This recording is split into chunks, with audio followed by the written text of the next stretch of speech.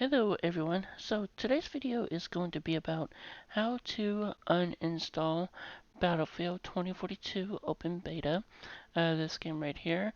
So it's going to be really easy. All you have to do is just basically click on the game, kind of like this, and then right click it, and then hit manage, and then uninstall the game, just like that.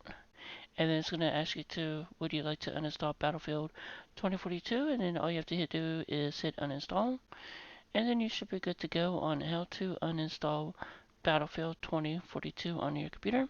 And if you guys have any questions about this game, please let me know. And I want to say thank you for watching, and I'll see you guys later.